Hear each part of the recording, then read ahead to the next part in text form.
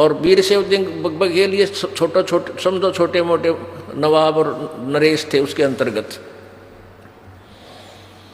तो सभी ने जाके कहा कि हमारा तो जीना आराम कर दिया परवरदिगार, एक धानक एक जुलाहा और तो सरेआम वैश्यावर्ती कर रहा है, बाजार में घूम रहा, शराब पी कर वैश्या को साथ ले रहा, सुप्रसिद्ध वैश्या को। अब परमात्मा को अरेस्ट करने के लिए आदेश दे दिए सिकंदर लोधी ने के पकड़ कर लाओ,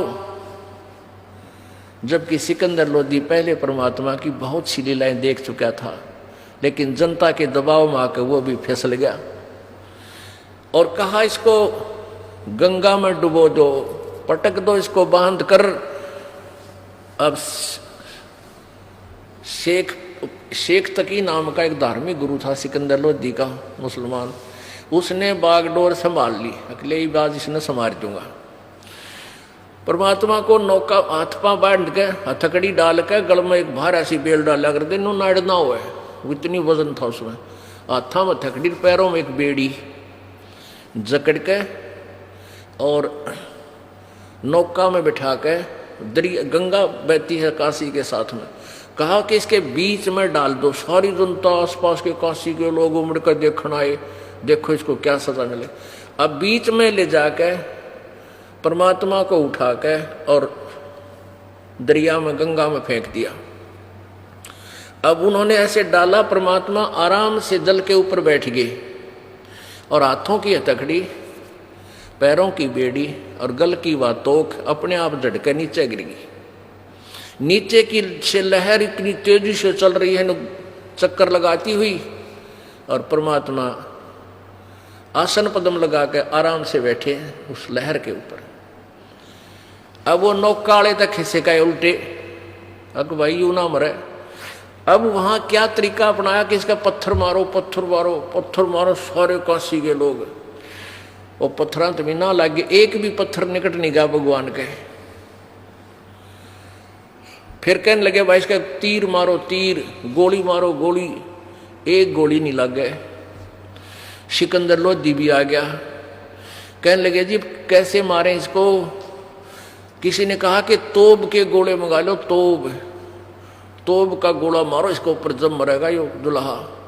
तो तोब मंगा ली, तोब का गोला कहते हैं 4 पैर तक ये तोब के गोले, ये पत्थर मारो, यानी 8 पैर का दिन रात होता है, 12 घंटे तक है। और तोब के गोले नो छोड़ने तो तोब का गोला या तो वही निकल कर वहीं फिस, या फिर इतनी दूर जा पड़ा, दूर यानी 500 गज दूर पर, कोई इस साइड माँ छोड़ने नो जाए नो फिस। अब सारे ने सोचे रहे तेरा गजब हुई है, की करा वैसे कैसे मारे। परमात्मा ने सोचा ये मूर्ख लोग ऐसे नहीं जाएंगे, तो एकदम धीरे धीरे जैसे डूबा करे ना कोई, ऐसे जल में प्रवेश कर गए। सब ने फिर बधाई बाटी, मर गया डूब गया, अब पे डूब गया। और सब सिकंदर लोधी भी पहुंच गया अपने वहाँ वीर सिंह के राजभवन में, रेस्ट हाउस में। फिर उन्होंने सोचा कि और रविदास सदा इसको न्यू कहा करता, ही तो भाई भगवान आ रहा है, चलो रविदास से पूछांगे कहाँ गया तेरा भगवान। रविदास जी के पास गए, वो पांडे और पीर इकट्ठे हो गए, और वहां गए तो कबीर जी एक तारा लेकर रविदास जी वाला और अपनी महिमा आप पर गान लाग रहा। वहां वो बैठे, नो करे यू बैठा कबीर, यू बैठा कबीर। वो औरन बुलान गए ना, इतना वहां ना पाई, वो दूसरे बुला के लाए ना कि आज तो बैठा। तो रविदास जी से पूछने लगे कि कहाँ गया वो कबीर, कि यही है कबीर जी, कहाँ जाओ थे, कहाँ है। दूसरे कहें तुम्हारा धोखा लग गया नालायक को, इब कैसे आ सकता है। तब कबीर जी अंदर से दूसरी झोपड़ी मत निकल के आए, हाँ पीर जी क्या बात है, मैं ये रहा। और तेरा गजब भाई, तो आधे तो बाज गए डरते कहते भूत हो। फिर सिकंदर लोधी के पास गए कि हे परवरदिगार, वो तो डूबा नहीं जीवित है। तो कहने लगे लाओ पकड़ के। उन्होंने फिर हथकड़ी जड़वा दी, बेड़ी बांध दी और मैदान में डाल दिया।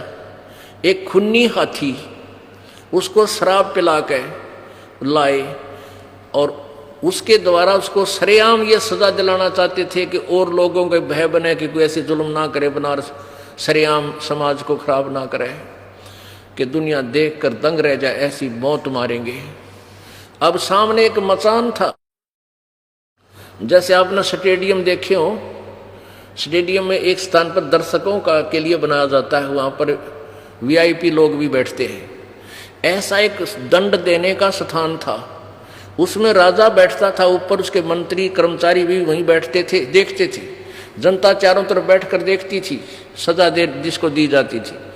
तो ऐसे वो हाथी बीच में परमात्मा को डाल रखा, हथकड़ी बेड़ी डाल के जोड़ के गोला लाठी देकर, जिस तरह कहा करें देसी भाषा में, और एक हाथी चलाने वाले से कहा को तैयार कर रखा कि इसको मरवा दे, नो कुचलवा के हाथी इसको पाट डाल, इसके खून पी ले।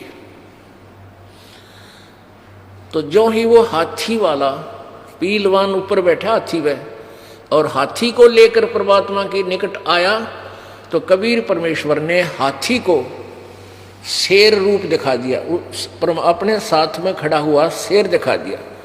अब हाथी तो लीद करे, मुंडी रगड़े और उल्टा बाजे, और वो पीलवान उसका सीधे वो अंकुश ठोके, उसका कर्द ऐसे मारा कि तो आज मरवा दिया इसने। मैं राजा के सामने ये मैं कहेंगे तुझे यही नौकरी दी जाती थी, हाथी को भी नहीं कंट्रोल कर सका, और उसका बुरी तरह मारा, उसको फिर घुमा के लावे, और वो निकट से आवा परमात्मा फिर शेर दिखा दे, वो लीद कर चंग हड मार पोथल पोथल कर, पीलवान ने गेर बाज गया। अब दूर भागा, पीलवान फिर लाया, फिर परमात्मा ने उस पीलवान को भी शेर रूप दिखा दिया। अब पीलवान हाथी तो तलर हाथी भाग गया, और वो भी गिर गया डर के, अग मर गया, भाई तो शेर खड़ा है। अब परमेश्वर ने सोचा कि निकम्मा राजा इस कर्मचारी को सजा देगा भयंकर। तब परमात्मा ने सिकंदर लोधी को, परमात्मा की सब बेड़ी और हथकड़ी जड़गी, खड़े हो गए, हाथों की हथकड़ी पैरों की बेड़ी गल से तोंक अपने आप निकल कर दूर गिर गई, और परमात्मा खड़े हुए ऐसे अंगड़ाई ली, इतने लंबे जैसे आसमान को छू रहे हैं और तेजों में शरीर, और सिकंदर लोधी की सट्टी फिट्टी गुम होगी। वहीं से हाथ जोड़कर निकला, उस सिकंदर लोधी को दर्शन दिए इस रूप में, अन्य को नहीं। सिकंदर लोधी वहीं उस अपने स्थान से उठकर चला, कांपता हुआ, जो हाथ जोड़ता हुआ, और दंड आकर लंबी दंडवत करी, परवरदिगार मुझे बख्श दो, मेरे से गलती होगी, माफ करो। परमात्मा बोले वही माफ करते, हम सजा ना देते, पर थारी बुद्धि सलप हो रही है। यूं कहकर परमात्मा चल पड़े। जब राजा सिकंदर लोधी ने चरणों में माथा टेक दिया, तो वो आग लाने वाले समाज में काजी और मुल्ला और ये ब्राह्मण है, ये दूने नाराज हो गए कि भाई ये तो एक निकम्मे आदमी को प्रणाम करता ही राजा ठीक नहीं है, और हम इसको राज को त्याग देंगे और न्यू कर देंगे, पंगा पा दिया। अब उन्होंने फिर स्कीम बनाई, भाई ये तो किसी प्रकार भी यो काबू नहीं। हाँ, अब जो प्रसंग चल रहा था, अब परमात्मा अब उन्हें तो जो सजा देनी थी वो दे जाकर छोड़ दिया कि वो काबू रहे को ना। तो परमात्मा कबीर जी प्रतिदिन उस लड़की के घर पर जान लगे, क्योंकि एक दोया की परीक्षा और रह रही थी। वो अर्जुन सर्जुन आए 10, 5, 20 दिन में वापस। तो सभी शिष्यों ने कहा कि भाई गुरु जी तक कति बिगड़ गए, और भाई हम तक तो बाहर निकलन जोग्य नहीं छोड़े। ऐसे ऐसे एक वैश्या के पास जाते हैं, और एक दिन तो शराब के नशे में, न ये भी नहीं पता तू कहाँ घूम रहे हो, और सरे बाजार में उस वैश्या को लिए फिर रहे थे हैं। और भाई गुरु जी पहले वाले कौन रहे?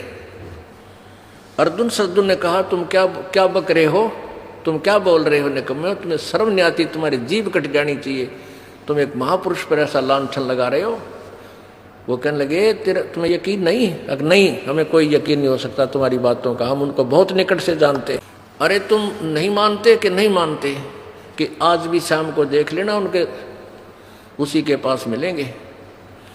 अब अर्जुन सर्जुन ने सोचा भी जय आज भी गुरुजी हमें वहां मिल गए था, फिर तो बात अब झूठी तो नहीं हो सकती। अब शाम के समय वो गए, गर्मियों का दिन, आंगन में बैठे गुरुजी परमात्मा चारपाई पर, वह बेटी बैठी नीचे और परमात्मा के पैर दबा रही, और परमात्मा कबीर जी उनको ज्ञान सुना रहा अपनी बेटी को। अब अर्जुन सर्जुन ने झांक कर देखा, नु सामने बैठे होता है, एक बात आगे नहीं निकल गए। फिर सोचा भाई जकर तक करना चाहिए, ये तो बात बिगड़गी, गुरुजी बदनाम हो जाएंगे यहाँ बैठने से। तो दोनों अंदर आगे, उनका पहले वाला भाव नहीं था। दोनों ने फिर भी कुछ शिष्टाचार का सहारा लेते हुए कहा कि गुरुदेव आपको यहाँ नहीं बैठना चाहिए, ये तो एक बदनाम औरत का द्वार है, प्रभु आप जैसे महापुरुष बदनाम हो जाएंगे। तो परमात्मा ने कहा कि अर्जुन सर्जुन तुम्हारी बुद्धि भ्रष्ट होली भाई, अब तुम मेरे शिष्य नहीं रहे, मेरे गुरु हो गए। जब तुम मुझे शिक्षा दे रहे हो, भाग यहां से, भाग जाओ यहां से। अब क्या कहा परमात्मा ने, कहा कि ऊंच नीच में हम रहें, ये तो हाड चाम की दे, अर्जुन सर्जुन समझियो तुम करियो शब्द स्नेह। अब अर्जुन सर्जुन की कुछ अच्छी किस्मत थी, वो जान गए कि तुमने तो बात बिगाड़ दी, ने कम में इतना ज्ञान दिया करते परमात्मा डेली, और आज ये ऐसा हो सकता है। फिर उनकी बुद्धि मत आ गया बात, लेकिन बात बिगड़ चुकी थी। दोनों ने पैर पकड़ दिए परमात्मा के और कहा परमेश्वर हम पापियों को माफ कर दो, हम पापियों को माफ कर दो। अन्य वो जो 64 लाख का टोल था, उन्होंने तो माफी भी ना मांगी, और उन दोनों ने आकर अक्षमा याचना की। परमात्मा बोले भाई बात सुन ले। कहते हैं जैसे एक कवि का एक दुआ है कि ये धागा प्रेम का मत तोड़ो चटकाए, और टूटे तो फिर मिले, नहीं मिले तो गांठ पड़ जावे। अब गुरु शिष्य का जो नाता ये बहुत नाजुक होता है।